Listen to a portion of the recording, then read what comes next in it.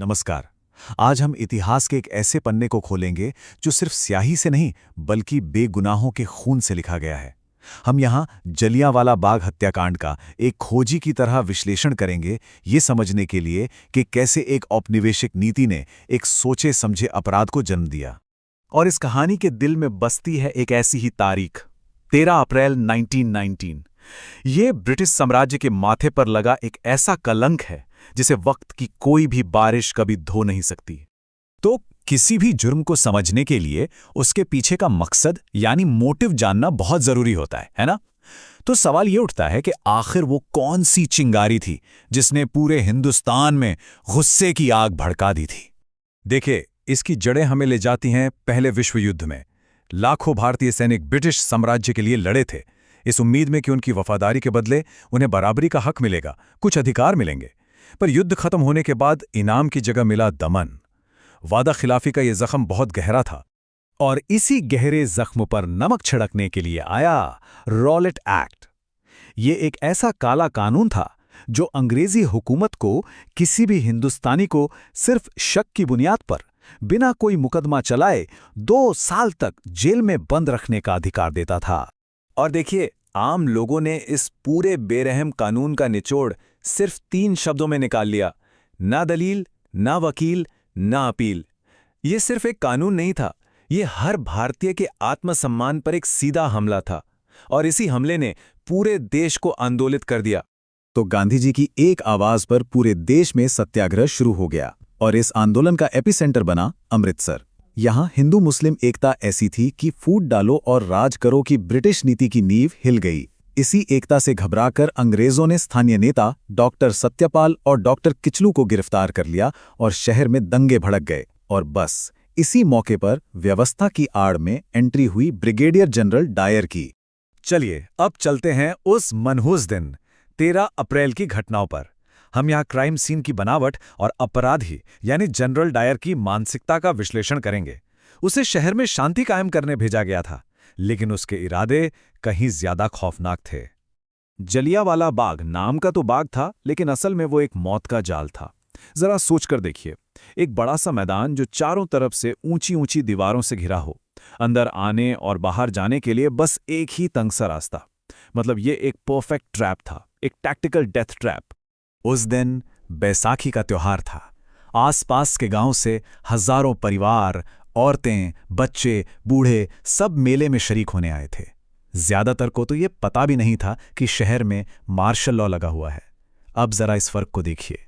एक तरफ त्योहार मनाती करीब 20,000 की निहत्थी भीड़, और दूसरी तरफ घातक हथियारों से लैस 90 सैनिक। अंजाम तो जैसे पहले से ही लिखा जा चुका था। जनरल डायर अपनी टुकड़ी के साथ बाग में दाखिल हुआ। उसने सबसे पहला काम किया, बाहर निकलने के उस इकलौते रास्ते को ब्लॉक करना।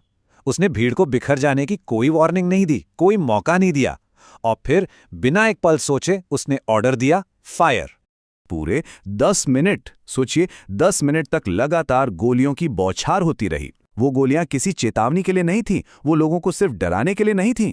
डायर ने जानबूझकर अपने सैनिकों को उन जगहों पर निशाना लगाने को कहा जहां भीड़ सबसे ज्यादा थी, जहां से बचकर निकलना नामुमकिन था। कुल 1650 राउंड गोलियां चली, और हर एक गोली का बस एक ही मकसद था, ज्यादा से ज्यादा लोगों की जान लेना। गोलियां तभी रुकी जब सैनिकों का गोला बारूद लगभग खत्म हो गया। अपनी जान बचाने के लिए न जाने कितने ही लोग बाग में बने उस कुएं में कूद गए, और वो कुआं शहीदी कुआं बन गया। ब्रिटिश सरकार ने मरने वालों का आंकड़ा सिर्फ 379 बताया, लेकिन हकीकत में 1000 से ज्यादा बेगुनाह उस दिन शहीद हुए थे। इस नरसंहार के बाद जो हुआ वो शायद इससे भी ज्यादा शर्मनाक था। अब बात करते हैं उस जांच की जो असल में सिर्फ एक दिखावा थी, और उस नाइंसाफी की जिसने ब्रिटिश हुकूमत का असली चेहरा दुनिया के सामने ला दिया। डायर ने शहर में कर्फ्यू लगा दिया। इसका मतलब था कि कोई अपने घायल को बचाने नहीं जा सकता था। पूरी रात घायलों की चीखें और लाशों को नोचते सियारों की आवाजें गूंजती रहीं। और इसी अंधेरी रात में एक कहानी है रतन देवी की, जो रोंगटे खड़े कर देती है। वो पूरी रात अपने पति की लाश के पास छिपकर उसे जानवरों से बचाती रहीं, इस एक घटना ने जैसे दुनिया को दो हिस्सों में बांट दिया। एक तरफ ब्रिटेन में कई लोग डायर को पंजाब का रक्षक बता रहे थे, उसके लिए हजारों पाउंड का चंदा जमा कर रहे थे, और दूसरी तरफ भारत में रविंद्रनाथ टैगोर ने अपना नाइटहुड लौटा दिया, गांधी जी ने अपना पदक वापस कर दिया, और दुनिया भर में ब्रिटेन की साख पर सवाल उठने लगे। दिखावे के लिए बनाई गई हंटर कमीशन की जांच में डायर ने जो कहा वो उसके अपराध का कबूलनामा था। उसने साफ साफ माना, मैं चाहता तो भीड़ को बिना गोली चलाए भी हटा सकता था, लेकिन मेरा मकसद उन्हें सिर्फ हटाना नहीं बल्कि पूरे हिंदुस्तान को एक सबक सिखाना था। मतलब ये आतंक फैलाने का एक प्री प्लान्ड एक्ट था। अंग्रेजों को लगा था कि इस दहशत से वो आज़ादी की आवाज़ को हमेशा के लिए खामोश कर देंगे, लेकिन हुआ ठीक इसका उल्टा। जलियांवाला बाग की मिट्टी में दमन के नहीं बल्कि क्रांति के बीज बोए गए। ये हत्याकांड ब्रिटिश राज के ताबूत में आखिरी कील साबित हुआ।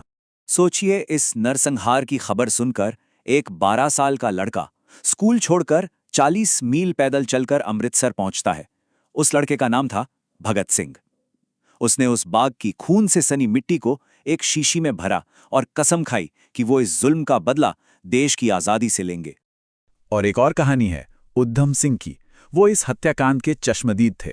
जब सरकारी न्याय से उन्हें निराशा मिली तो उन्होंने इंसाफ की जिम्मेदारी खुद उठा ली।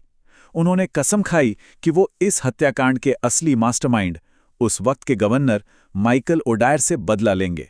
और फिर 21 साल वो भेष बदलकर दुनिया भर में ओडायर का पीछा करते रहे, और आखिरकार 1940 में लंदन जाकर उन्होंने अपना बदला पूरा किया। आज भी जलियांवाला बाग की दीवारों पर गोलियों के निशान उस बर्बरता की गवाही देते हैं। ये कहानी सिर्फ एक त्रासदी की नहीं है, ये उस अदम्य साहस की भी है जिसने एक पूरे देश को जगा दिया। और यह हम सबको एक सवाल के साथ छोड़ जाती है कि आज़ादी की असली कीमत क्या होती है।